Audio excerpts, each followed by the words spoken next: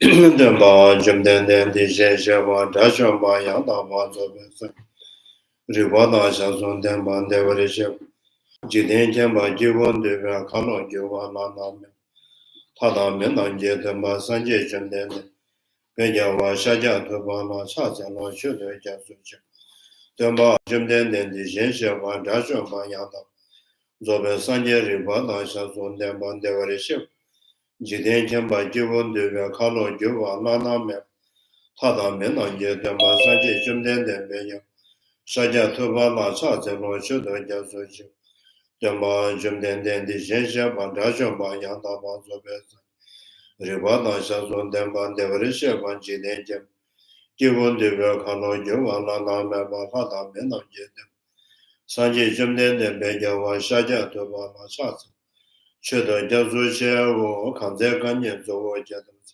Sajen de la Gomban de Brunel Manen Jiden de la Churches. Teze Kaba Jola Cha Zema Namda Konga Shodu Sufa.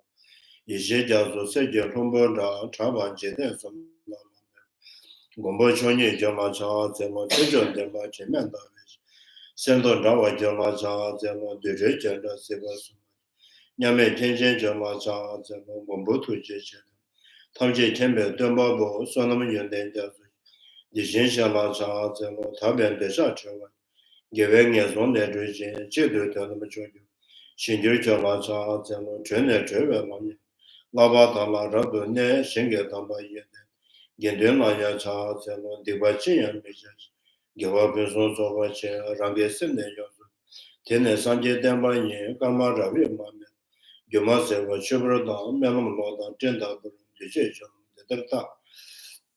Sonamandi Tamji Sivan Yokobantam, the Jin Jadu. Gada Nada Shiva Love Driven, Sibe Solen Jovan Jovan. To the teacher of the Blessed One, the one gone beyond, the foe destroyer, the completely perfected, fully awakened being, perfect in knowledge and in good conduct, Sugata, knower of the world, supreme guide of beings to be tamed, teacher of gods and humans, to you the completely and fully awakened one, the Blessed One, the glorious conqueror, the subduer from the Shakya clan. I prostrate, make offerings, and go for refuge. To the teacher, the Blessed One, the one gone beyond, the foe destroyer, the completely perfected, fully awakened being, perfect in knowledge and in good conduct, Sugata, knower of the world, supreme guide of beings to be tamed, teacher of gods and humans, to you the completely and fully awakened one, the Blessed One, the glorious conqueror, the subduer from the Shakya clan. I prostrate, make offerings, and go for refuge. To the teacher, the Blessed One, the one gone beyond, the foe destroyer, the completely perfected, fully awakened being, perfect in knowledge and in good conduct, Sugata, knower of the world, supreme guide of beings to be tamed, teacher of gods and humans, to you, the completely and fully awakened one, the Blessed One, the glorious conqueror, the subduer from the Shakya clan. I prostrate, make offerings, and go for refuge. When, O supreme among humans, you were born on this earth, you paced out 7 strides, then said, I am supreme in this world. To you, who were wise then, I prostrate. With pure bodies formed supremely pure, wisdom ocean like a golden mountain, fame that blazes in the 3 worlds, winner of the best, to you I prostrate. With the supreme signs, face like spotless moon, color like gold, to you I prostrate. You are immaculate, the 3 worlds are not. Incomparably wise one, to you I prostrate. The Savior, having great compassion, the teacher, having all understanding, the field of merit with qualities like a vast ocean. To you, the one gone to thusness, I prostrate. The purity which makes one free from attachment, the virtue which frees one from the lower realms, the one path, the sublime, pure reality. To that Dharma which pacifies, I prostrate.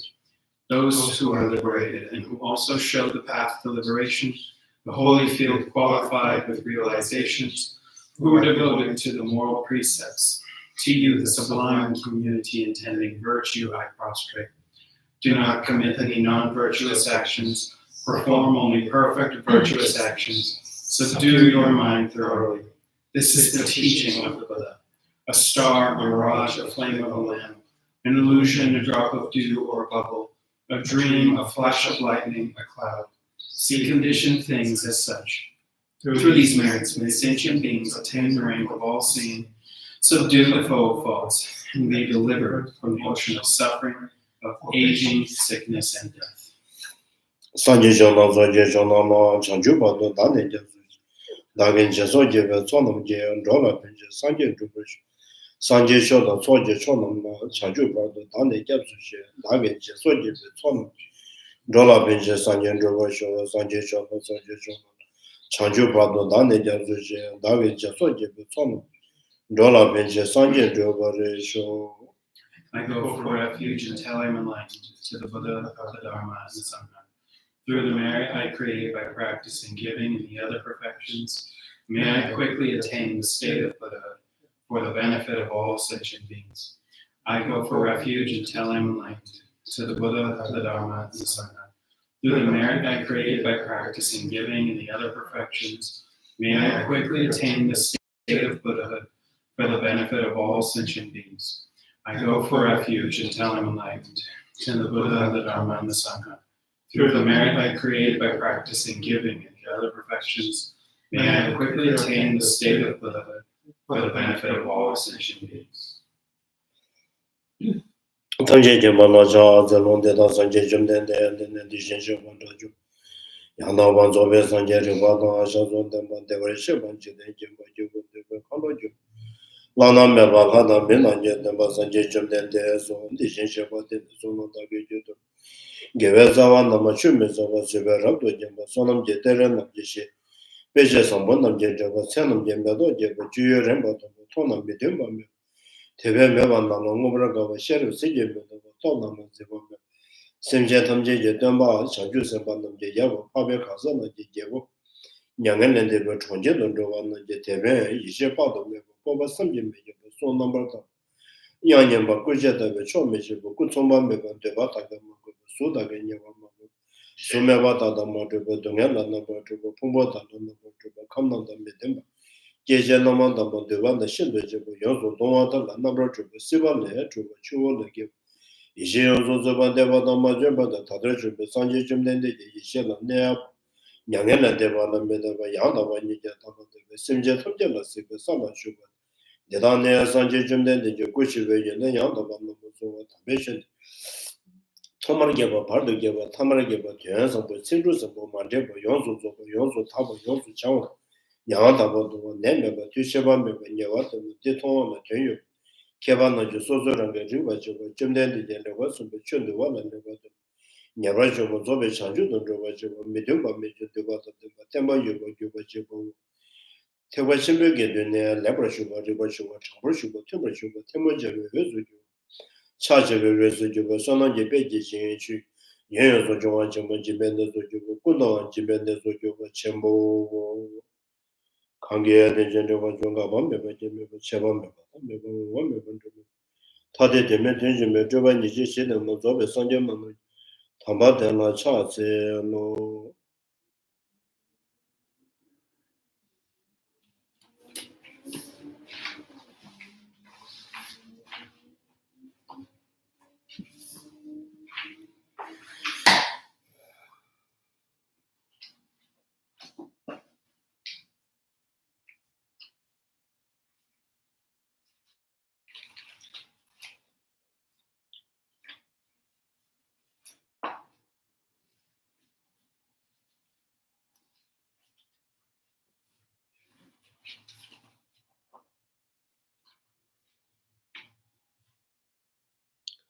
I think, yeah, last time.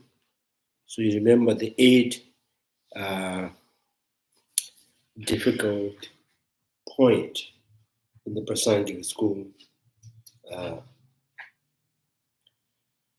rejecting the foundation, the consciousness that is despair from the sixfold class of consciousness, a unique method of refuting reflexive awareness or the self-cognition, rejecting use of the autonomous syllogism to engender the view of suchness in others, Thus, three rejections: accepting external reality, accepting external reality's existence to the same extent as the one accept the existence of the consciousness, accepting the seven, accepting that even the Shavaka and the Pratika Buddhas realize the selflessness of phenomena, accepting the grasping at the self-existence of phenomena is form of afflictions, accepting that the disintegrations of things is conditioned things, disintegrations of the things is conditioned things. Because of these reasons, accepting the unique way of defining the three times. So it's kind of, it's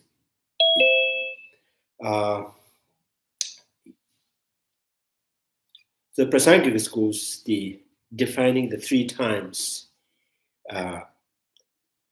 So because as they use the name three times, time, because it is the time, it has to be conditioned, right? Time is the condition. So the Prasangika school, the past time, the present time, the future times are the condition. So therefore, three times must exist, or three times are a thing, or conditional thing. So this also, even the ordinary people, pretty much understands and accept the three times are conditional things, because three times, right, it's changing. So in the other school of thought, the other than Prasangika school, because of their, what do you call, their philosophical point of view or the essentialist point of view, so they come to rejecting that the past and the future no longer exist. So the past and the future is non-existing, and how can you count is a time, right? So there is some kind of very obvious contradiction, saying the past and the future is the time, and saying that only the present it exists. The past and the future does not exist. So either you should give up thinking that the past and the future are time, because they are non-existing. So non-existing and time, there is no common locus, right?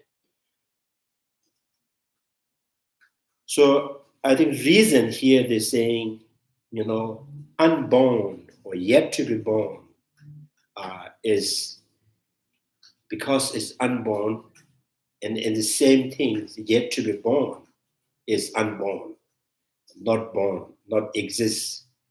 So not exists yet and not exists. And there's a similar word. The word is right, yet to be exist and not existence.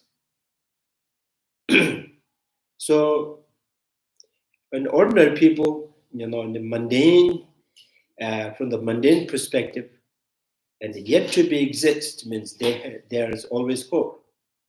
So when it will come, right? So which means there's the possible coming. There is a probability of coming, And then if the yet to be existing is become non-existing, then there's no hope, because non-existing never really exist, right? So, the essentialist school, because of their point of view, there's kind of, the Prasangika school thinks is rooted into thinking that everything exists by their own essence. So by their own essence means everything exists in essence. There's some essence must there for things to be exist. So the non-existing has no essence to, right, to be to be in the form of any kind of existence. So, and the past means something has passed, which means the things that had exist and no longer exist, no longer existence. So they become non-existence. Things that is yet to be born, yet to be existing, means is still there is no essence to hold anything to be existence. There is no essence in the past and the future to hold anything exists in any form, because everything has to be exist by their own essence. Everything has to be exist inherent, So the Prasangic school, the past and the future exist. In the past exists with two reasons. Things that has passed, that had once exist, right? That had once exist, and no longer found to be existing from the present.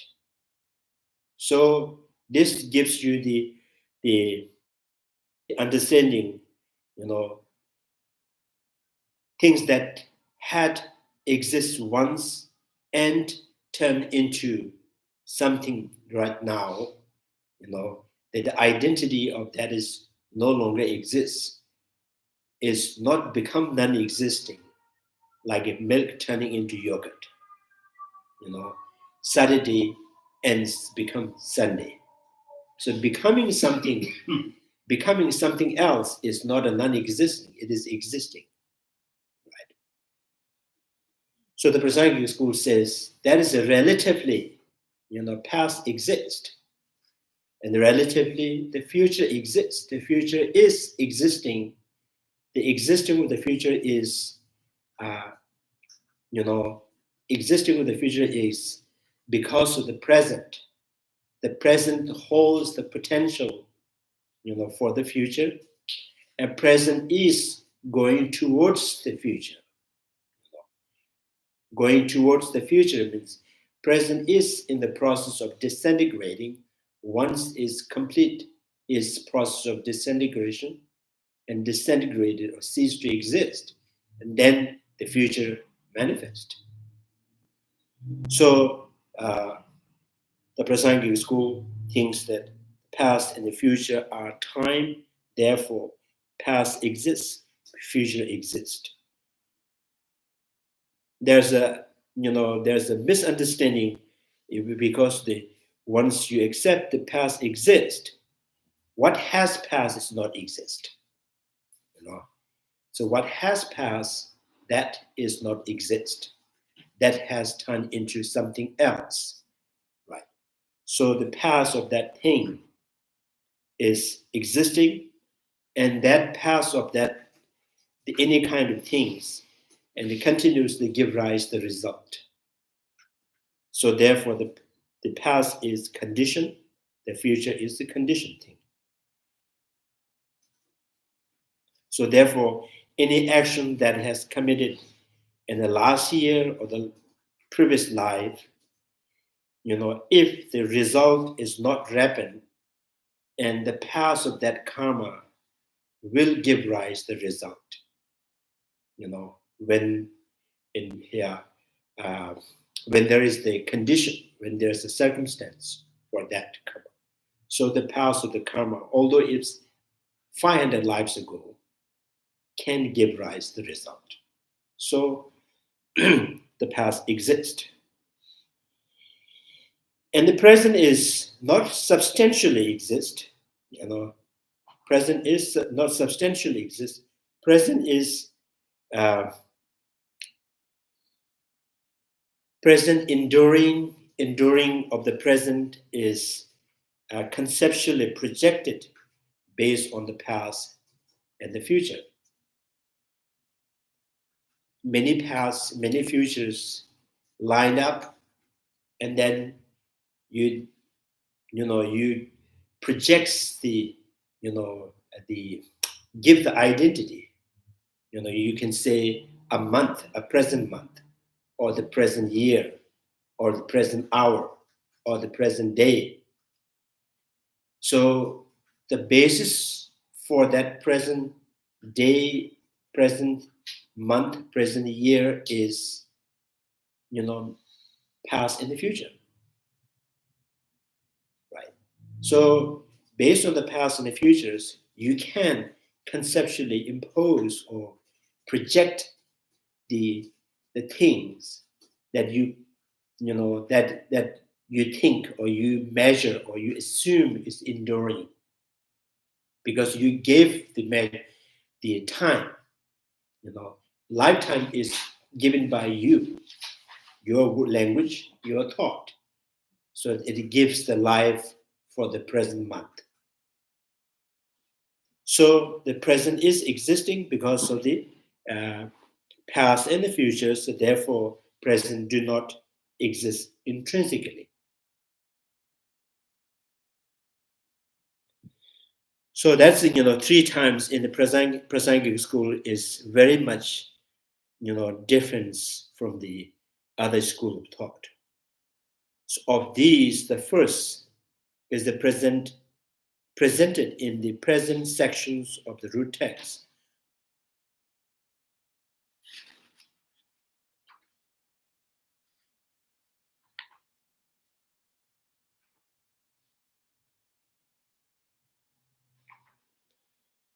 Root text, how rejecting reflexive awareness is related to non-acceptance of the intrinsic existence will be explained later. So the Prasangic school, the way they reject the self-cognitions of consciousness, the reason is because there is no intrinsic existence. Consciousness, each perceptions not really perceiving any object intrinsically. There is no eye consciousness, the perceiving shape with the color, by itself. Consciousness, we say the eye consciousness is the perceive the color or the shape. So the way the eye consciousness perceive the color or the shape is not by the eye consciousness itself. Is first the color that reflects to the sense power, that experience with the consciousness, and that's the consciousness, have known in the perceptions of the color. If the eye consciousness by itself can perceive the color, so with open eye or without open eye consciousness can independently see things. So even the blind man can see it, right, without eye sense power. So it is not possible for the eye consciousness to perceive the color or the shape without depending on the sense power. And the sense power also has no quality of seeing anything. Sense power is not seeing anything, nothing. Sense power sees by itself, not seeing anything. It just receives the reflections, right? And receiving the reflections is, it is not necessary to perceive things. That the receiving the reflection also, have, it's also, you can see in the mirror and the waters. So all get the reflection of the object, reflects the object. So just by reflecting, not necessarily it has perceived something, it has cognized something. So the consciousness, the perceiving thing is not intrinsically or by itself, so it's relatively, therefore there is no need that very consciousness has to be perceived by another consciousness, all the time, not necessary.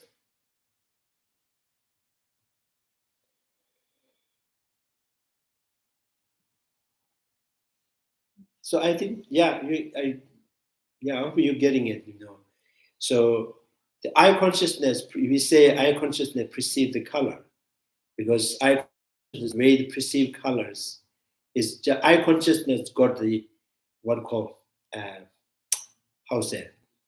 name of perceiving, right? So actually, when the eye consciousness perceives something, the many part of the actions is done by the sense power. So many part of that is also done by the lights and the space. So the light is there, actively involved for the eye consciousness to perceive something. Space is there, and sense power is there. Then why we just call it eye consciousness is perceive something, right? Like Taj Mahal. We say Taj Mahal is built by King Shah Jahan, but he didn't do anything. So he hired people and then built up the Taj Mahal. But we just call it, Shah Jahan has built it, Taj Mahal. So this is like eye consciousness got the, credit, eye consciousness. Geshe, I have a question here. I'm not sure I am getting it. Let me see if I understand. I'll close up there. You're drawing a separation between perception and cognition here. You just perceiving something. Oh, I'm sorry, May is turning. I have two iPads off. I'm hearing the echo and getting confused. She didn't close the door.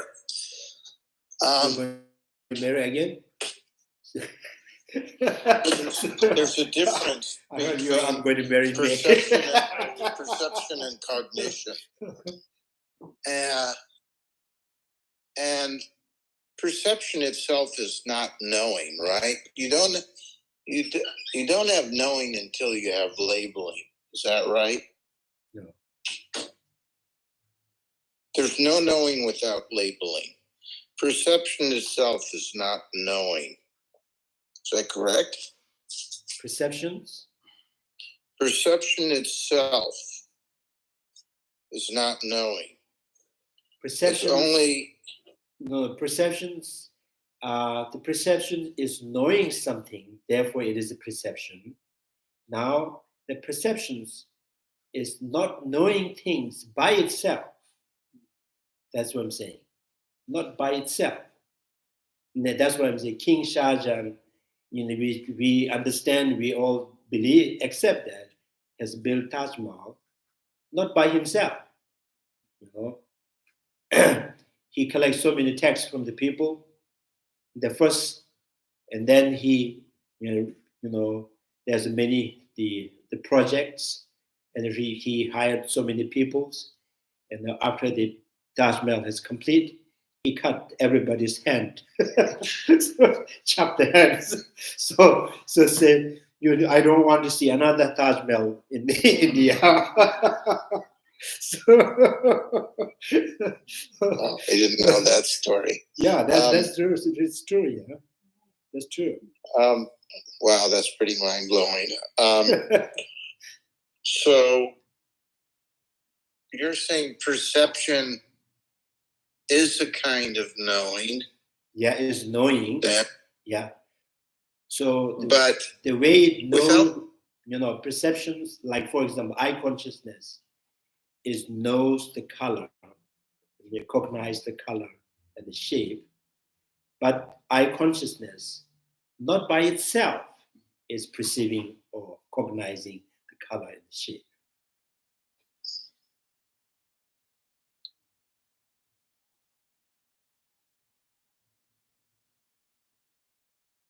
You can see the color and shape, but it's not sufficient without the concept, right? Yeah. Is that what you're For saying? example, if you are lying in the bed, you have difficulty to moving your hand, and someone has to put the food in your mouth.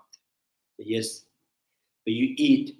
You had the breakfast or the lunch or whatever you eat, but did you eat by yourself? And said no. Someone else feed me, so I ate it. Right. So it's similar. Eye consciousness perceives the color, the shape, but not by itself has cognized the color and shape. Okay, when you say this thing about there doesn't have to be a consciousness watching a consciousness, so I understand that. Now you're talking about an additional conceiver, not an additional perceiver. I mean, you have to have both. I think first we should focus on chapter 1. You're already in chapter 2. So first, the way the Prasanga school reject the self-cognition is, Prasanga school says, first the perceptions way it perceives something, not by itself, relatively.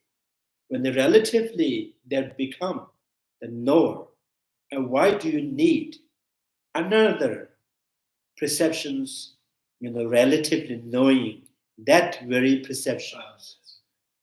Oh, we're still talking about perception then. When we talk about an additional knower. No, and Prasanga schools, the way they reject the self-cognition, right? The self-cognition of consciousness, because it says you don't need the self-cognition of the consciousness. The very perceptions is perceiving things is relatively, collectively, cooperatively. So you don't need another cognition or another subject to perceive that. So that here the credit of knowing object is not took by one thing, it's a cooperation. I consciousness, I sense power, the light, the space, sun's reflects, all cooperatively there is a knower of the color. And these schools that they are rejecting, they're positing that there are individual consciousness in those sense powers that are they function. The minority school thinks that yes, it is eye consciousness by itself perceive things. Right. So there is no other involvement of the space of the colors, things. There's because everything coming from the consciousness. Color that you see is the imprints, it reflects. The reflections is consciousness is essentially one. Eye consciousness and the color essentially one. So eye consciousness is produced within the consciousness. So consciousness, eye consciousness, and the color, ear consciousness, and the sound, almost like simultaneously, like as I mentioned, from the one seed, the two leaves, two shoots, two shoots from the one seed, right? So like what you see, the eye consciousness, what you see in the eye consciousness itself is coming from one imprint manifest into two. So whatever the consciousness is doing, and this not relying on the space or the color or the light. So minority school thinks. So it's everything done by the consciousness itself. So if the consciousness is doing the by itself, knowing the color, so therefore you remember, oh, I have seen that color. So, and then again, not only you remember the color, you also remember, I have perceived that. You experience. Now, who has cognized the knowing the color? So therefore, there must be another consciousness, that knowing of the knower. So the minorists will have very difficult putting themselves. It's very difficult, So they just wrap themselves in more. So there's some kind of, in Amazons, the wrapping things, there's some has a bubble, So, bubble wrapping. So the minority school, they, because of their philosophical point of view, they wrap themselves. So say, remember that I remember this color. So why I remember, and previously I have perceived that color, that perceptions done by itself. So therefore I remember. Now I also remember I have seen that. The experiencing of the object, consciousness and the object, both I remember. The object I can tell because there is the consciousness perceiving. Now, why do I remember the subject? And then this, subject is also known by another subject. So self-cognition of the consciousness, the minority school, this is the exaggeration, because they have to. Because their way of the propounding their idea. So everything arises from the mind. Everything's from the mind only. So there's daytime, what you see things is exactly the same to what you see in the dream. In the dream, there is no relying on space or the light or anything, but you can see, you can hear. And the daytime, so what you see is consciousness, everything done by the consciousness by itself. So Prasangika school is another story. Prasangika school says, I consciousness got a credit of knowing, but what makes how this got you idea of a knowing of object. So knowing of object is not done from one side. It's not done by the consciousness itself. So knowing of the colors is involved the lights, space, sense powers, form to reflect. So many things together, the consciousness experience. Therefore you say, I have seen that color. I know that color. So when the knowing of that is cooperatively done, so why do you need another section of the corporations? You don't need. So by hold together, there is the memory of knowing the object. Because of the knowing, the way you know consciousness, sense power, light, and space, and all together you know, and therefore, where you remember the sub-object, you also remember the subject. You don't need another condition or another consciousness to remember the consciousness. So, yes, we can understand if everything done by one thing, right? Everything done by one thing, then you can say, oh, yes, I remember the subject and I remember the object. So, the object remember because of the subject. Subject remember another subject. So that's why it's kind of like layers. Every consciousness with two layers, two stories. So one that is focused on the object. Another layer of the consciousness that only focus on the consciousness itself. And that second layer that's only focusing on the consciousness. Yeah, consciousness, They make it sound like it's separate from those others. Yeah. So it's kind of its own thing, and yet at the same time, it's still part of that subjective experience. And that's why it's like there's for example, there's two persons, one standing behind that person, There's the front person is saying, oh, I see this, and then this back person says, oh, what do you see? You see color? Okay, I remember that you registered. I registered. And what else you do? So Yeah. another person could not see it outside. Mhm. He was just standing behind that person, Right. and everything registering that what that person has done, remembering that. Mhm. So the minority school, this is what they think. So now the question is, why do you need that kind of exaggerations? Mhm. And the person minority school says, because you remember. Every time I remember means you have that perceive that double. You have repeatedly engaged on that object. That's why you call remember. So the object that I can say is I repeatedly engage on that object, So how about the subject? The subject perceiving the object. If there is no another subject, and that subject has not repeatedly perceived or engaged, so then the Shantidevas brought this idea, bear bit by the mouse while they're hibernating, and then the winter comes. He awake, summer, right? Summer.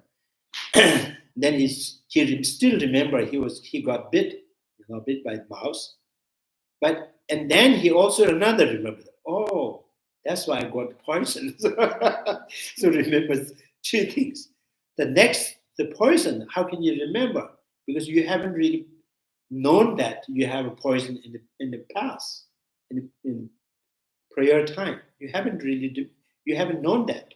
So how can you say remember? So that's even the ordinary language. We say that, or we went there, something and did this, and then remember that event, and everything's happened. That you also remember another one. Mhm. Oh, that's why now I remember. So why do people call? Are they lying? Now I remember. So Prasangic schools say even if you ask the ordinary people, they have the idea of the remembering things. Everything that you remember is not necessarily you have repeatedly engaged. And the second, and the Prasangic school says, that very object, the knowing, is very done by the cooperatively. Sense power, the lights, and forms, space, and sense, all many things together. And there is the knowing of that object, right? So when you remember the object, you also remember and the subject that experiencing it. So you don't need another consciousness to draw the memory of the subject. When you remember the object, you remember the subject.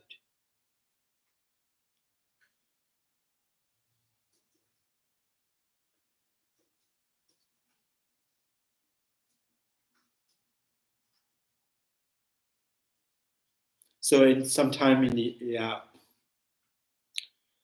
so minority school have so many, this if you push them, ask so many questions, very,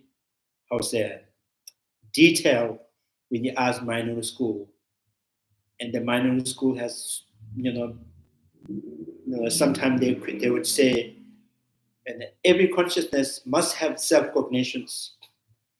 Then when the noble beings who are like first path of seeing, directly perceiving emptiness and abide in emptiness. And then this is, what is the self-cognitions doing? Is it path or is it's not a path? Because it's a different from the direct perceptions that is, perceiving the emptiness, abiding in the emptiness. But what is the self-cognition doing? It's just sleeping there behind the, realization emptiness, or it is knowing something.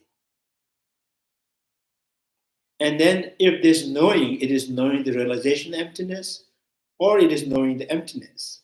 There's no way it can realize the emptiness, but it is knowing the realization emptiness. So realization emptiness, to know, you have to know what is emptiness. Right? So, and it is the realization emptiness, and it has to be a path. Or it is the path, and it's a path of seeing or a path of meditation. And the mindfulness school said, no, it's nothing, not a path, not a non-path. And then how about the omniscience, the Buddha's omniscience? There's another self-cognition of omniscience.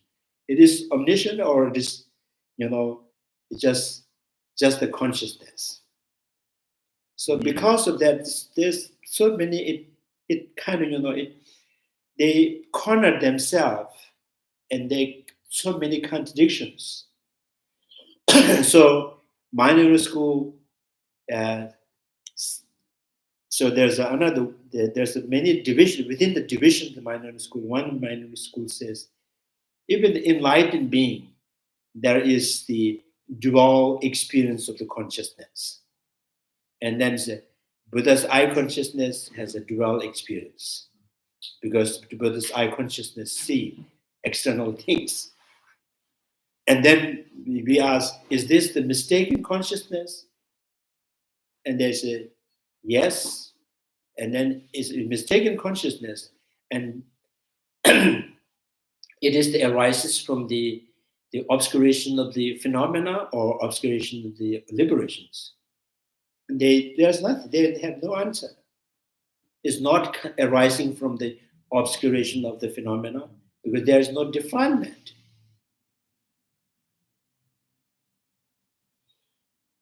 So I think once you think, from the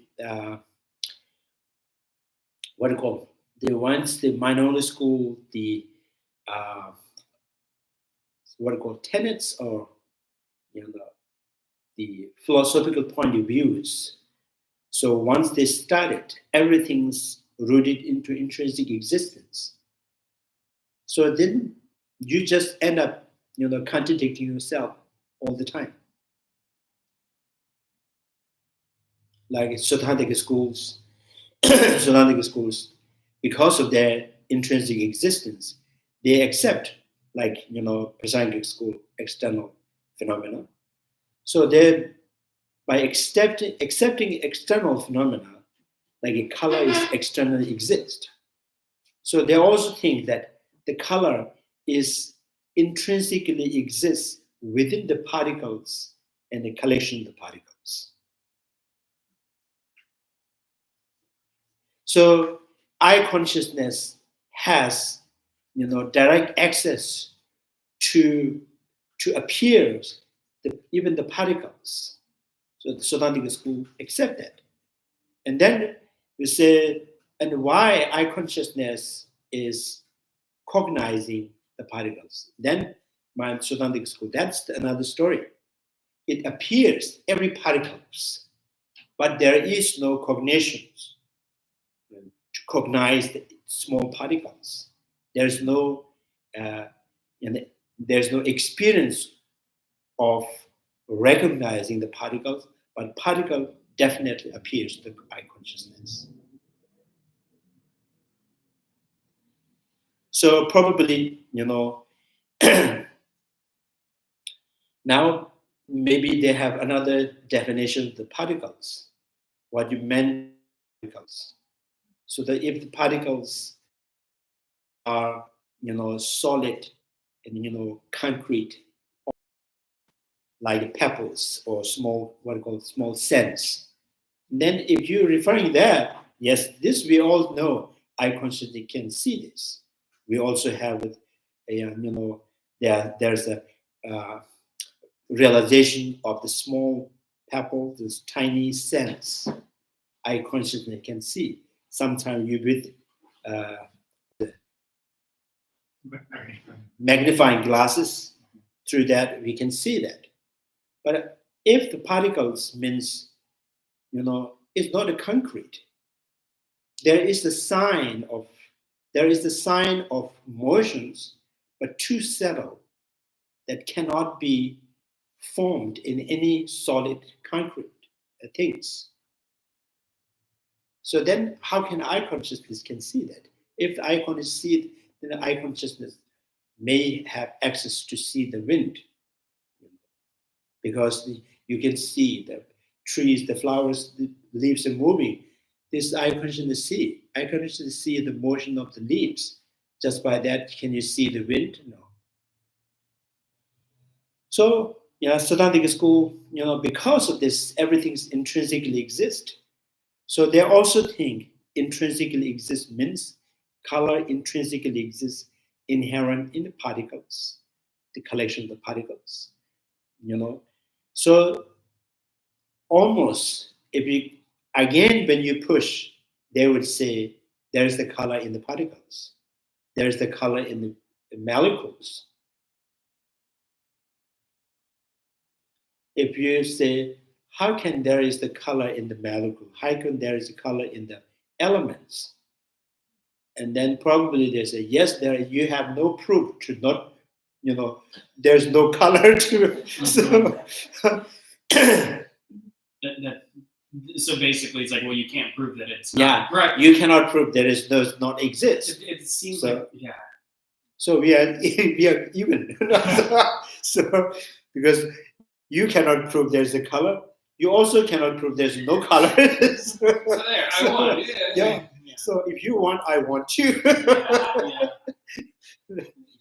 So this is, because of this, once you accept this kind of, the point of views, once you start the views, that leads the view leads you to assert and accept many things, even that contradicts you.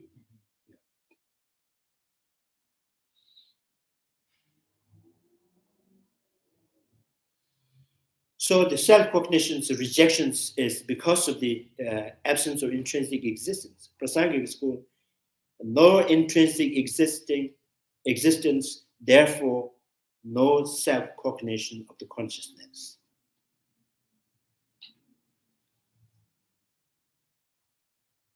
I have already explained extensively elsewhere how disavowing autonomous syllogism is related to the rejections of intrinsic existence, and a brief explanations will be presented here as well.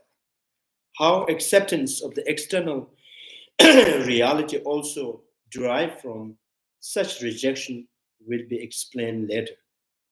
So acceptance of the external reality also derived from each rejections, such rejections. So such rejection means the rejected intrinsic existence. So Prasangika thinks because nothing intrinsically exists, so what eye consciousness see, the color, the shape, externally exist. Because there's no intrinsic, means it is not, the color that you see is not manifest from your mental imprints. The colors that you see reflects your sense power. There is the element, outer element, conditioned, reflections to the sense power that is experienced by the consciousness. It is not coming from the consciousness. It is your sense power and the contact with the outer element. And for the conscious eye, for this eye sense power reflects the form in the shape of the color. So the elements contact with the air consciousness, air sense power, and what it's experienced is the sound. The outer elements contact with no sense power, and what it experiences is the smell. If these are whole sense consciousness, if there's an individual person, they will always fight. So elements, I sense power would say elements are the colors, elements are the shapes, and air sense power, say, oh, it's a sound, it's not a smell, and nose sense power says it's a smell. So, elements are the smell.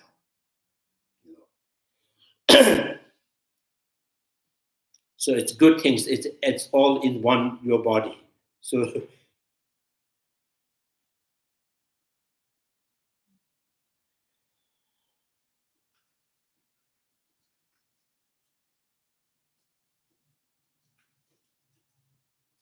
So the reality of draft and the rejections of the explanation and explaining such rejections will be explained later. How the fifth tenets. So fifth tenets means fifth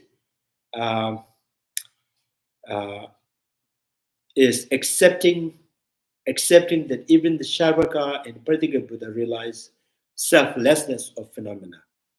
The tenets is due also to these rejections of intrinsic existence is as follows, just as the Buddha Palita defines the self-existence that is negated in the Sharvaka scriptures, such as in the statement, all phenomena are devoid of self-existence. To be that of existence by virtue of an essence. This approach is accepted here as well. So Buddha Palita defines the so there's some kind of Sharvaka scriptures. Usually this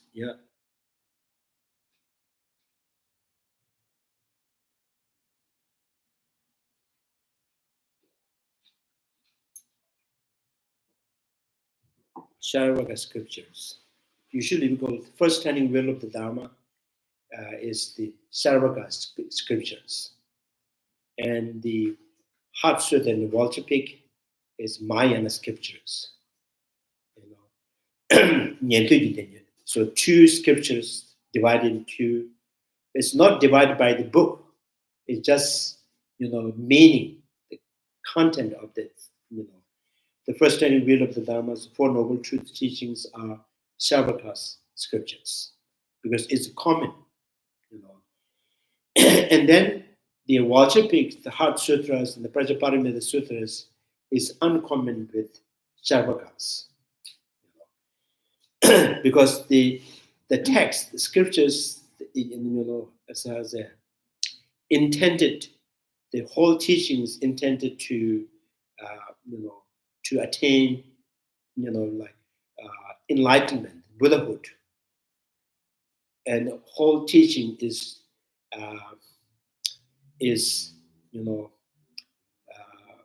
suggesting that the obscurations of the phenomena are targeted here to eliminate obscuration of phenomena.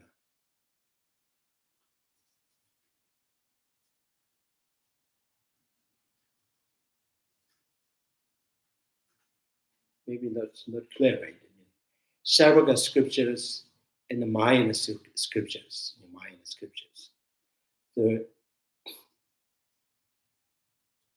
So Sharvaka scriptures also mention emptiness of the person, emptiness of the phenomena, but not extensively. And the Mahayana scriptures, when the Buddha teach about emptiness of the person and the phenomena, very extensively, there's so many thousands of reasonings to to reveal the absence of intrinsic existence. So that's why Sharvaka scriptures, the Mahayana scriptures.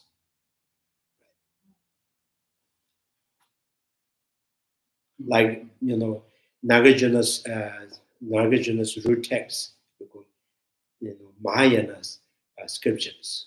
So Mahayana means this, whole teachings very extensively, introduced emptiness. And the Four Noble Truths is not really extensively introduced emptiness. It's more talking about attributes, 16 attributes, the Four Noble Truths, and renunciations, the sufferings, and many of the things like. In Nagarjuna's text, there is not much talking about sufferings and impermanence. It's all extensively introduced the emptiness. So the scriptures divided into Sharvaka and Mahayanas. So And sometimes the Charvaka,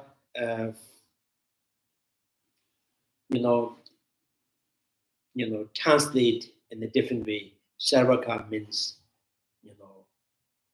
one who listens and apply.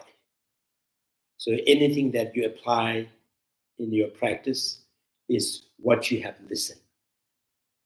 So that's also sometimes with Charvaka practice. So in some Mahayana Bodhisattvas, there's some kind of the language that use Charvaka. Gombo Thirin, Gombo Thirin Dan Nyetegyus. There is the Bodhisattvas, referring to Buddhas, Buddha as protectors. Hey, protectors, today I become the Shavaka of Mahayana teachings. So I am the listeners and appliers of the Mahayana. Sometimes the Shavaka use is just the listeners. Sometimes when you see that scripture divided in the Shavaka and the Mahayana, means the Shavaka means seeking for liberations, aiming to attain the liberations. For that, you don't need extensively exercise on emptiness. So just meditate on, focus on the emptiness of the person, emptiness of the phenomena.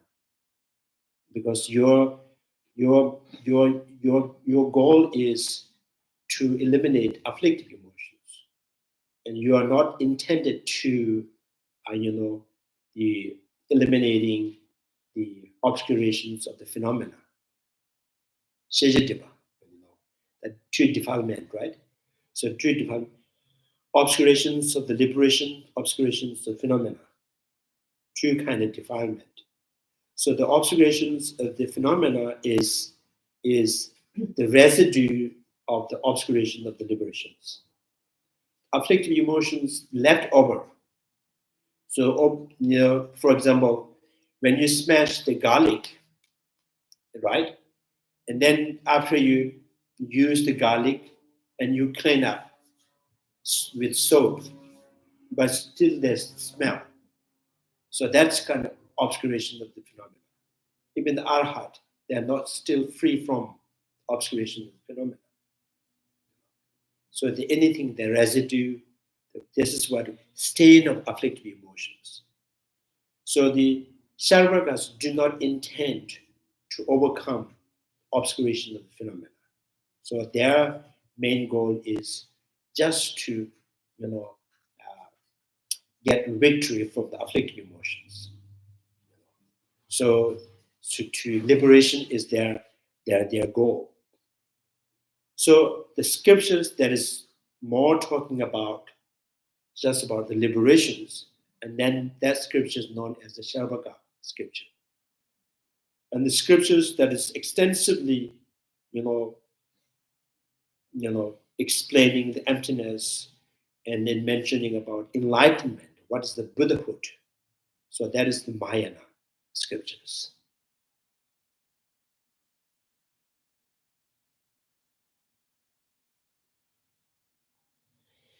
So this is why the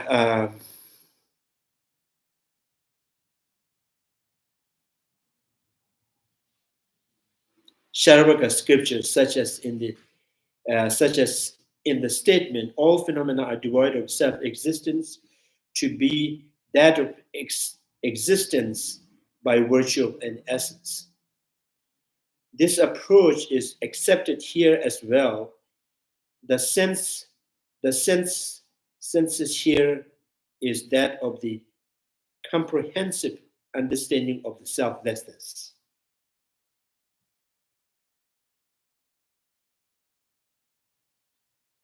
Comprehensive understanding of the selflessness of the person to be understood as the absence of the person existing by virtue of his own essence.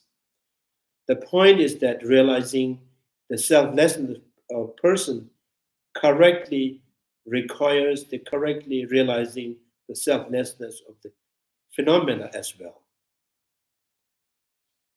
So So here the Nagarjuna's and the Chandrakirti's thinks that for the Arhat, you don't, in order to understand the comprehensive understanding of selfless of the person, you also need to understand selflessness of phenomena. Emptiness of the body, emptiness of the feeling, emptiness of perceptions. Without having realized them, there is no comprehensive understanding of selflessness of person. Because I, grasping an I is many times you can see you from the experience because of the body. When you look at the body, and then that brings you, I am here. Because of the, the feeling, this is my feeling, or feeling sad, feeling happy, So the feeling is something you see intrinsically, inherently exist solidly by themselves. And that brings you the idea, thought of I am. The perceptions that also, perceiving things, seeing things, hearing things, smelling things, that also brings the thought of I am. So without, emptying the intrinsic existence of the I consciousness, nose consciousness, the tongue consciousness, the body consciousness, feeling, and the, and the perceptions, sense powers, nose sense powers, tongue sense power, without perceiving emptiness of the form, sound, smell, taste, tactility, you cannot, comprehensively understand the selflessness person. Because the person is concrete, solid to your mind because of seeing, smelling, hearing, looking at the body, and experience the feeling, experiencing the thought. So that's you got this idea of I am. And sometimes, so the Prasangika school thinks, so without realizing selflessness of phenomena, there is no correctly understanding, the complete understanding of selflessness of person. So therefore, Prasangika school thinks, in order to attain arhat, you have to understand, you have to realize selflessness of the phenomena. So are you saying selflessness of phenomenon is the feelings, the six consciousnesses? When we divide self of the person and the phenomena, so then the person means I am. Other than that is all phenomena considered. I am my body, my feeling, my perceptions, my thoughts. These are considered as the phenomena because you want to divide into two, person and phenomena. The person means self, person. And other than that, all phenomena, table, everything's phenomena. So selflessness of person could mean the mere I or Emptiness of the person. intrinsic I. Emptiness of the person. To understand correctly the emptiness of the person, you have to understand, you have to realize the emptiness of the phenomena, emptiness of the body, emptiness of the feeling, emptiness of the perceptions. So the other school of thought, they think, you may not need to, gain the realization of the emptiness of the body, feeling, perceptions, in order for attaining the liberations. Liberations is obscured by I am, that empty of I am, emptiness of the person, when you have this, when you realize that, and that only can lead you to the liberations. Because what obstructing you to attain liberation is this ego, the I am. not the misconception of the body, not the misconception of feeling, possessions of things.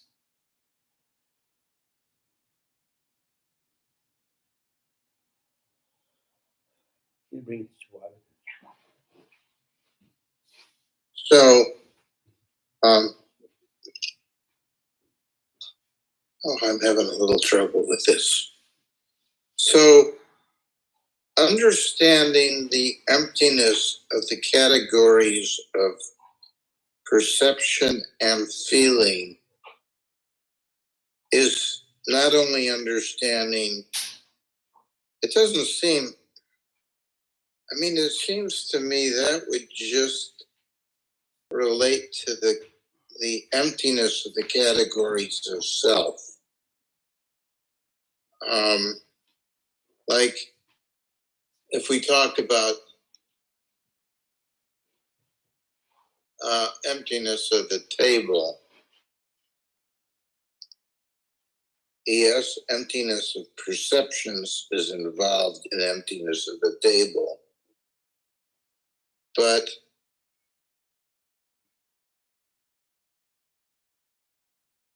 I'm not quite getting it, because it seems to me if you understand interdependence, you would obviously understand both emptiness of the self and emptiness of phenomena. Understanding of interdependence covers both. And to just recognize emptiness of the self, how can you understand that without understanding interdependence? Seems to me if you understand one, you understand the other. Or conversely, that emptiness of phenomena would be a completely different category, not involving just, it would at least involve different categories of interdependence. I'm not quite getting it. Yeah, that's what Chandrakirti says. I'm not quite getting it. Chandrakirti also thinks that I'm not quite getting it. How do you really see it? You keep saying, I can attain the liberations without understanding of the emptiness of the phenomena. So how do you really understand the emptiness of the persons without understanding of other phenomena? So the minority schools, Siddhantic schools, all schools, gathered and says, so they think that what really conditioning that's something that you're stuck in samsara, what really, what is the, what is the substantial cause or the root of this whole afflictive emotions, So what is the seed of that? And all the schools, except the Prasangika school, all they say is, because of the self-sufficient I, like non-Buddhist school says, Atma. There is some me that exists, above the five aggregates or independent from the five aggregates. So as long as you have, you hold on this kind of idea of me existing independent from the body and the consciousness. So if, that is, what the, all the afflictive emotions is, derived from. So as long as there is me that exists independent and that hold anger and attachment. So if you, if you deflate that concept, so there is no independent me. There is no me independent from the body. There is no me independent from the perceptions. So there's no independence from the feeling. So when you deflect that kind of concept and totally empty the self-sufficient I, so that alone can, that realization can, become the path to the liberations. So, and then the Prasangika school says, oh, then this, you are emptying the independent I, self-sufficient I, but by emptying the self-sufficient I, do you see the self within the aggregates? Do you see the self within the continuity of consciousness? And they say yes. Self is, there is the illustration of I within the continuity of consciousness. There is the illustration of I and mind basis all. But this is not the root cause of the afflictive emotions. Afflictive emotion is I am independently exist. That is the, those schools, essential school things. This is the seed, this is the root of the afflictive emotions. So whenever you get angry or attached and jealousy, the arrogance, because when there is independent I, there is, there is the chances for you to, conceive yourself independent. With anger, with attachment, with jealousy, with pride, and everything, so this kind of emotions, it vividly project the independent I in front of you. So that independent eyes, you are no different from the body. You are not different from the perceptions, the feelings, the thought. There is no you at all from the five aggregates. So just by emptying that kind of independent I, so the minority school and Sodhantika school thinks that should be enough for overcoming the afflictive emotions. So then they says, the many of the noble Arya beings, noble Arya beings may not have realized the emptiness of the phenomena. But they successfully, eliminates the afflictive emotions. So, and the guide to the Bodhisattva, Shantideva's, he says, send in your mochi commotion chittiness. What you think is the attachment. So what you think is the attachment that derived from, conceiving independent I.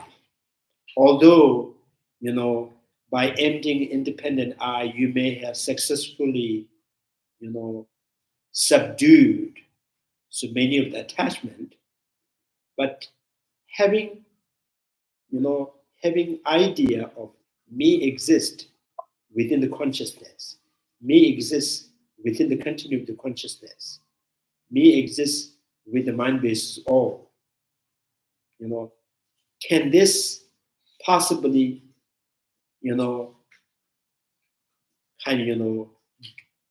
draw attention to the self? When there is possible of drawing attention to the self, and there is possible of having attached, fixate on that I. And why not? So what you are talking about, the attachment that drawn by the independent concept, maybe there's another attachment that can sneak in by having, having thought of me exists intrinsically within the consciousness.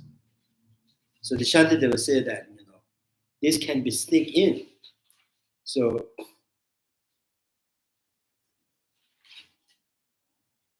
well, it snuck in for me because it seems to me like my continuity of consciousness is different than your continuity of consciousness. That I have a distinct continuity from everyone else, that everyone has their own continuity.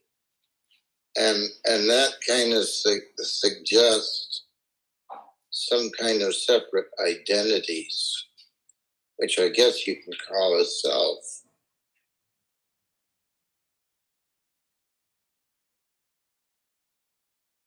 Mhm.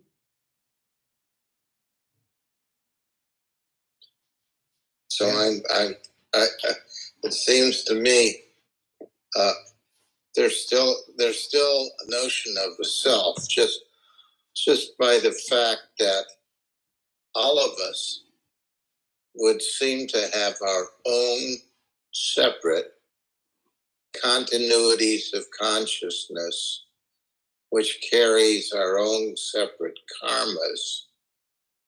If there's not some kind of distinction, then we can't talk about individual karmas. So just to talk about, just by virtue of the fact of talking about we only have our continuities, in a way kind of suggests very subtly a self still exists. You understand what I'm saying? Yes, I don't want to break your heart, so I agree with you. Don't break my heart. Please break my heart. So if I continue to reject the intrinsic I, that breaks your heart. So I think behind that broken heart, there is a liberation. Maybe that. So you can try, I'm not quite full here. What was it that you said about it was continuity is not the continuation? You said it in a previous class. The continuity is not the continuation of a single thing, but it is the changing. It is the, I forgot what it was when you were talking about how producing from cause and effect being the same thing conceptually. And you were talking about how they see continuity as a single object continuing from one to the next. But that Prasangika says continuity is it the change? Is that where you said it was based in? Yeah, the Buddha Palitas, have the discussions on the how you define the continuities. Some people think, and ordinarily how you see the continuity is one single entity that repeatedly happening, keep coming. He's gone back, now he's coming back. He's gone back, he's now coming back. So the one single thing. So when people, ordinarily when we conceive the continuity consciousness, so you think there's one consciousness, that's my consciousness. Now he's going here. Now he's coming back again. Now he's going there. It's like a Gupta going back to the village and coming back from the village and going back to the village, coming back to the village. It's talking about one single consciousness. The continuity of the consciousness is not done, cannot be done in one single consciousness. It's the one single consciousness is continuously existing, means that consciousness is no longer consciousness. It's a permanent. That consciousness, there is no such consciousness functioning. The consciousness to functions, under the many circumstances, many conditions. See, each consciousness manifests, if the consciousness like one consciousness formed is with one object, So when maybe the consciousness, the object that disappears within the consciousness, there's no longer the consciousness. There's another consciousness. And that consciousness, manifests, and that's ceased. Another consciousness comes. So there's another new consciousness. There is no one single consciousness that continuing, right? So you cannot say, this is my consciousness, this keep coming. No, there is no such consciousness repeatedly reappearing, reforming, re-arising is impossible. So there is no I could really,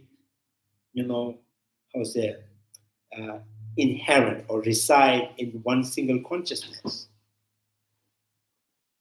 There is no person cannot be inherent in one single consciousness.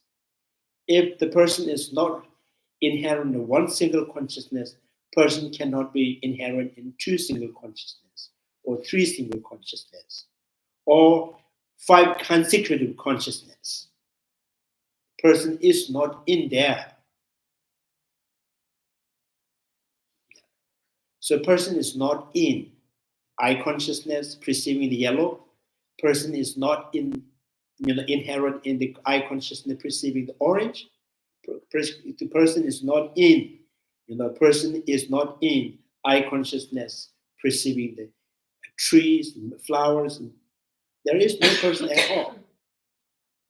There is no me in eye consciousness, no me in nose consciousness, tongue consciousness, body consciousness, no me in the eye sense power, nose sense power, tongue sense powers. There is no me in the form, sound, smell, taste, tactility. There is no me in the body. There is no me in the liquid or the water in the body. There is no me in the heat of the body. There is no me in the airs that come in and out in the body. There is no me in the space in the body. So there is no me in the four elements in the body. There is no sense power. There is no me in the sense power. And how can me, hide or kind of, what do you call, stays in one single thing? How can there be a person? How can person cannot be inherent in whole this physical body and whole this color, sound, smell, taste, and tactility? There's whole sense power. How can I only fit in this consciousness? Well, what happens when there's an enlightenment, when enlightenment occurs, complete enlightenment? Can you still talk about a continuity? Is there still a separation or a seeming distinction of individual consciousnesses? Or do the karmas just end and everything kind of dissolves together and there's no longer an apparent separation of our individual continuity, so to speak? You mean enlightened? When you enlighten, or yeah. What happens to this whole? I'm going to call it a concept because it is. What happens to this? I almost have the sense of a bunch of balls rolling, but the balls, they're not. They don't have inherent reality, but they're a bunch of continuities rolling like separate balls, each carrying their own karma, and then when full enlightenment happens, are there any separate balls, any separate continuities left? That's very expensive ball there is. So the ball, so the well, that might be, but that's just the question. That ball was so expensive, you can still online on the order.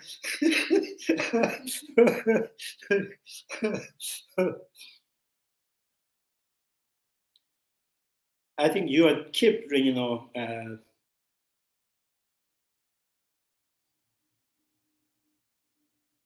like I'm handing like those, like crispy braids. So if I handed you, and then once you're in hand, it breaks everything. So it keep handing to you, and you don't really get the whole. You just piece. It breaks in many pieces. the first you understand the continuity means. The continuity is not about many separate, different, independent, and happening one by one. Like it's not like a doctor's place. Continuously, one person come, he left, another person come. The doctor says, "Oh, we have continuity." I open this the doctor's house for and mornings 9 to 5. There's people keep continuing.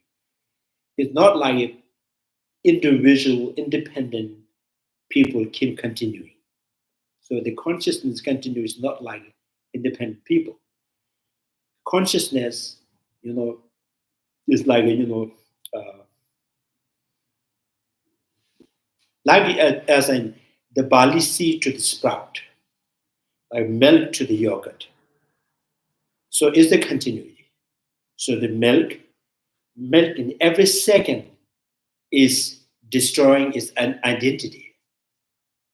The identity of the milk is, the destroying and disintegrating in each seconds. And that is the, that is the possible of turning into something else, different taste, different shape. If the milk from the beginning is not disintegrating its identity, and then maybe this milk cannot be turned into yogurt. Or this milk to the turn into yogurt have to add maybe flour or some other things. The milk is from the beginnings, is destroying and disintegrating its identity. So then when the whole identity of the milk is continuously disintegrating, at the end, it turns into something. Right. So that's called continuing. Milk continues to the yogurt. Yogurt continues the butter and cheese and things like that. So it's not like different people. Like in the doctor's place, the different people visiting. It's not like so one single that it drops or destroy the identity of that, or disappear, or disintegrated and turn into something else that remain, and that again disintegrated its identity and turning into something else. That's called continuity. So if there is such person,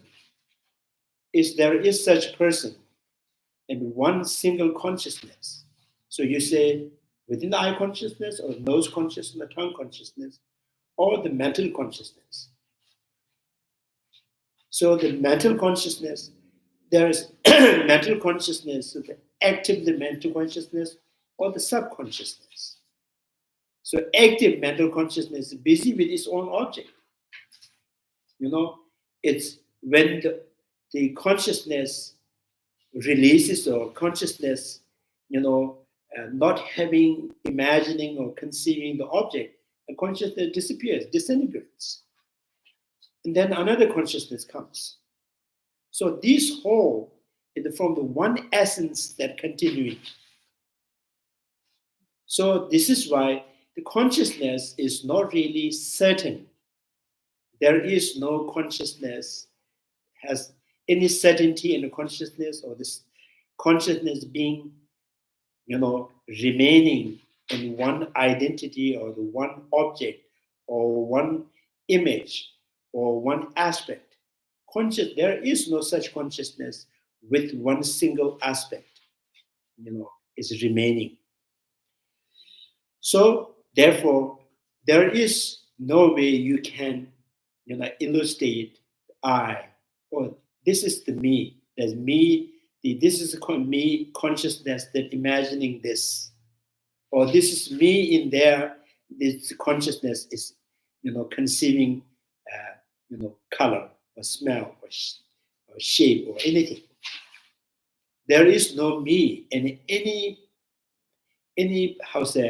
any single consciousness.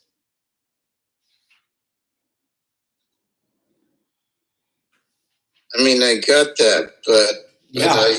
So what you got is yours now. That's this what you Are you going to close the door on me? So there's a story. There's one of the during the Buddha, one of the bhikshus invited by the king, and the king, sent the people to invite him, and the bhikshu says, I can accept his invitations, but there is no me such thing is invited that you should know. So then these whole people are confused. What he's saying, yeah, I can accept your invitation, but there is no such me that you are inviting. So they were so confused, and then he was, ride on that chariot and went to the, palace, and the king was waiting at the door, inviting, and then again Bhikshu says, although I have accepted your invitations, I already told there's no such me that was accepting your invitations. King says, what you're saying, I don't understand, And then Bhikshu says, so did you bring me in the chariot? And he said, yes. So I want to know which part of that is the chariot. So he pulled the horses from the, that thing, and then which part you're calling it a chariot, and then the wheels and all parts, and that king says, altogether there seems to have chariot. That's why I'm saying altogether there's a something that I can say I am. So when you see there's other, that is the reason that me exist. So without having concept of other, there is no me. So the me exists. Therefore, that having thought of me, that allows you to see there is the other. So it's the what do you call it? Yeah, it's a cooperatively, relatively, you can see is me, what you see is the others.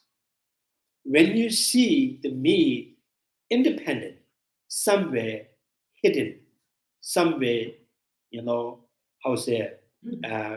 caved, then that is the intrinsic I. Me exists like when there's a west, there is the east exist. It's not because the east was exist from the house or the land or the cloud or the trees. So I am exist because this I is consciousness, seeing something.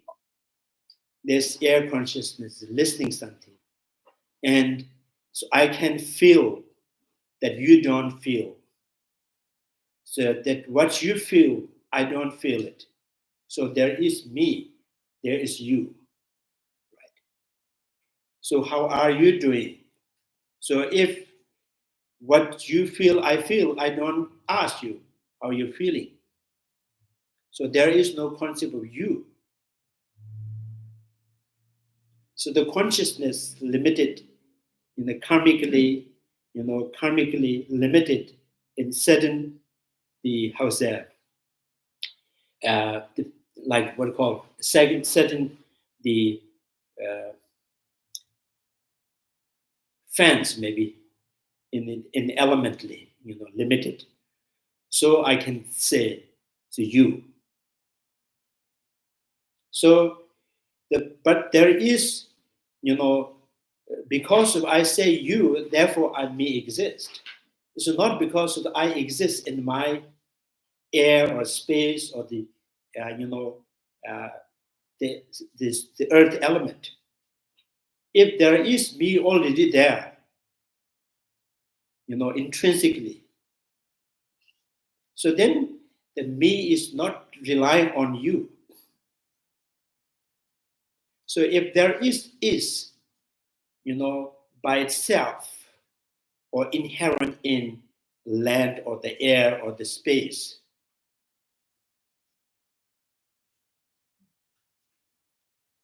then is always stuck in stuck in one particular area. So people can go pilgrimage to the east. It's hard to see. You cannot see east everywhere. So to see the east, you have to go to California in a San Bernardino road.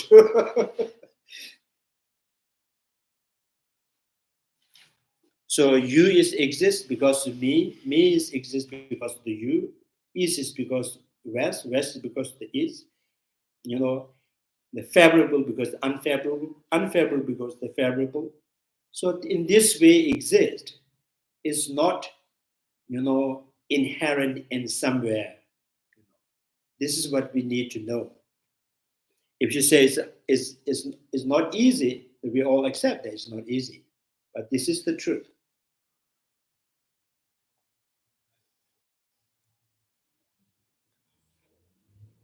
Maybe my questions don't make any sense. So therefore, there is no me such me is speaking to you.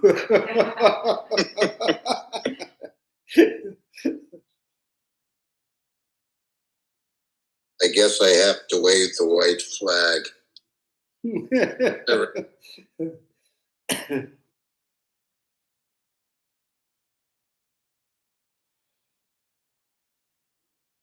So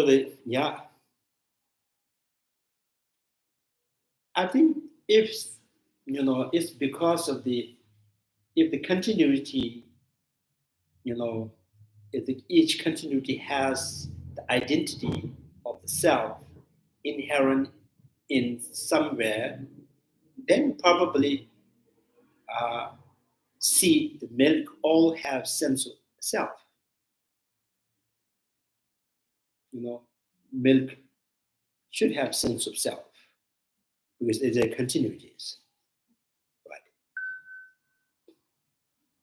If the milk has self and barley seed has a sense of self,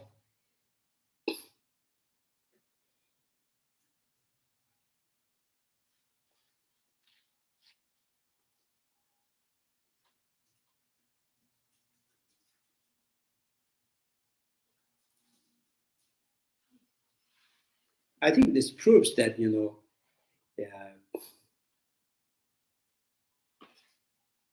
Japanese car engine, if there is a sense of self, it core with American core. So people will say inside, I'm Japan, I'm Japanese. So from the top, it says, no, you are not Japanese. You are American. so the continues. There's no sense of self. Self is because of the once you construct it, that is the other. There's the other and that. Yourself. Them, they, we, right? We, they. It's also relative to exist.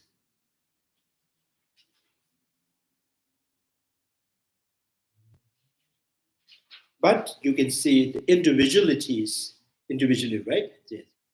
So if you're two flowers in pot, if you always cherish one flower, that grow better. If you don't cherish others, they will die. It's not because the intrinsic self is individual. They are physically individual, separate.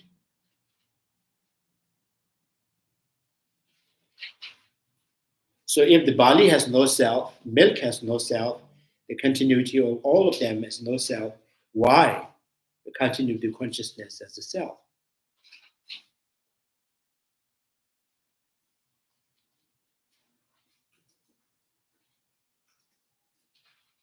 So this kind of expansions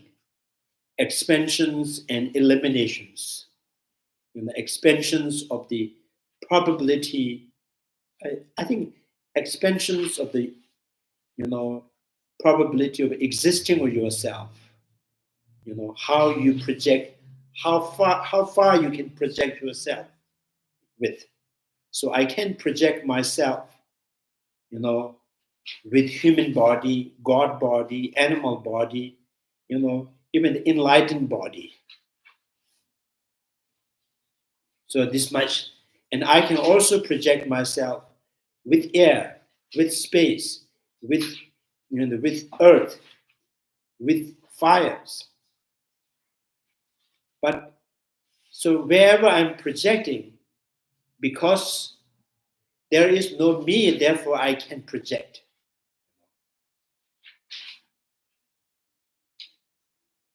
I can be, I can exist with animal body. I can exist with hell-realm body. I can exist with, hungry ghost body. I can exist with, God body. I can exist, like the air god, wind god. I can exist with the fire god. So there is no, previously that, the any intrinsic me that exists already in the fire. No, but I continues. I can continue with fire. I can continue with the air and space.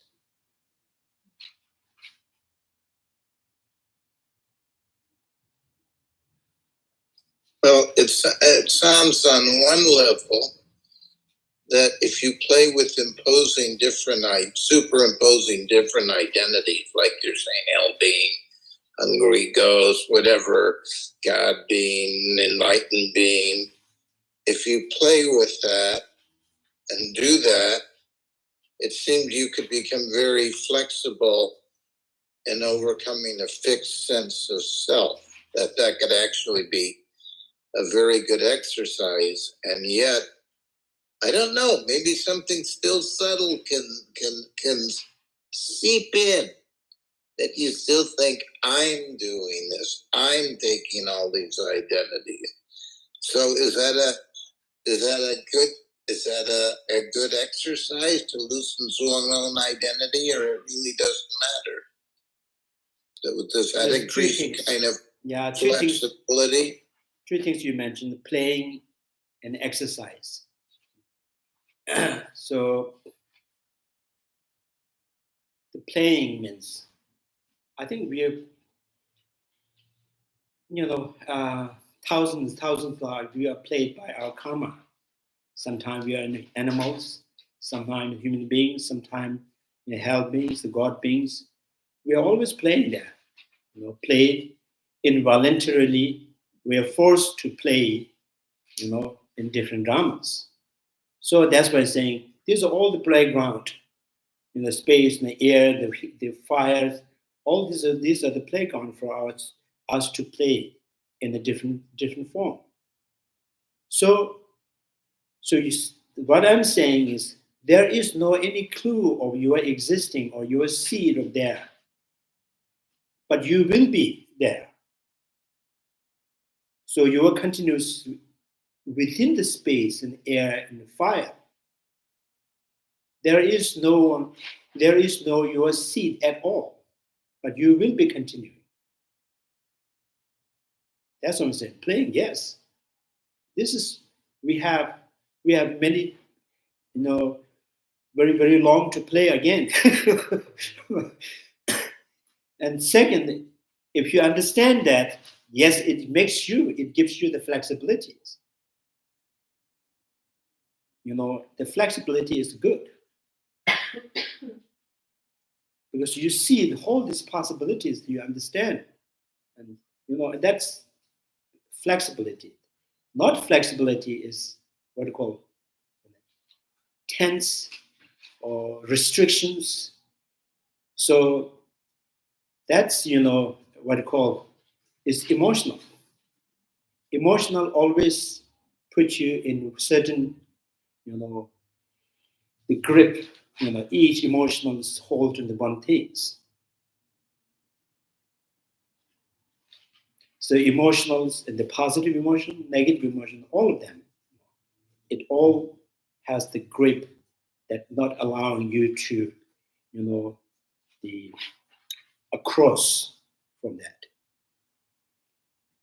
So playing is good, flexibility is good. I think you should try that too. Be playful, be flexible. So when you imagine, I think that mentally, I contemplate. So always say, I am. Yeah, my name is Linda Sharaf, I am here. So if that you are always representing by showing the body, so the body represents you, and you say, yes, with this I am, because I am no different from the body. So if you think you are not different from the body, so what do you mean by no different from the body? No different for the body, does it mean you are the body? Who knows? Right? So if you're not different from the body, you're not different from the heat of the body. You're not different from the space of the body. You're not different from the water of the body. If you're not different from one particular heat, water, space, how can you different from general space? How can you be different from general earth elements, water elements? So when you think that if I am not different from one particular water, how can I be different from the general water, general universal water? So then it kind of expands you. If you exist here, you can exist here. You can exist here. Then it says, when you are absent in this particular heat, this particular water, you're also absent in those universal space and air. It's expand and then disappears within the emptiness. And the disappearance in the emptiness, you can expandable with, universal phenomena, object. So which altogether, you can be relatively exist. You're independent absence. Relatively, you can exist with anything.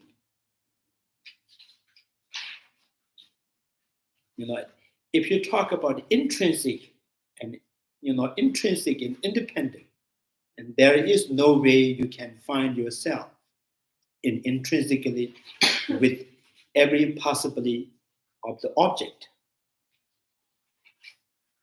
every possible of the phenomena. Yeah.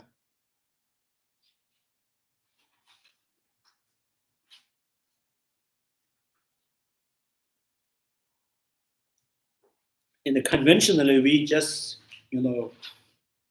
divided ourselves. We divided ourselves through the languages, because there is the limitation of the air, the heat, this particular body. So we divided from this element, and then I can say, I am here. And other than this, and you are, they are, something that's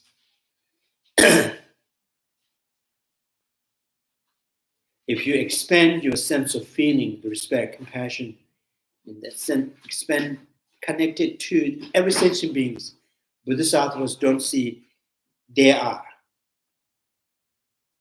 So the compassions, the connects, the feels, like united, in one single thing.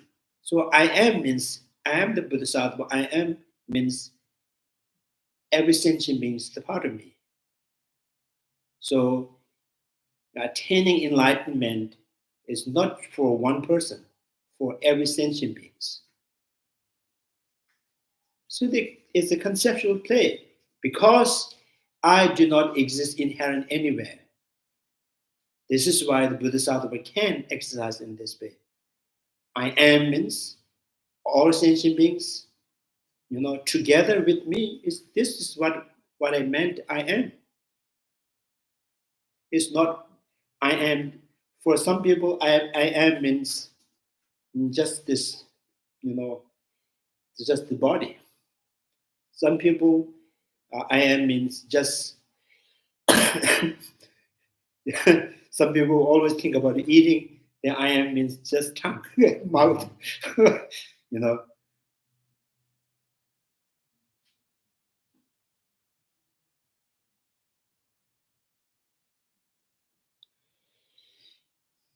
Yeah.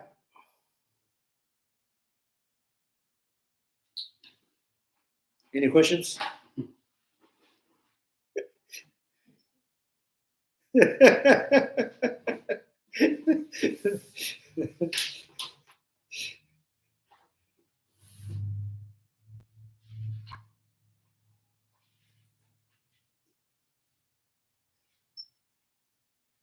I think, Larry, you are in a new house. Different room. I'm in a different body now. Yes, different from yesterday.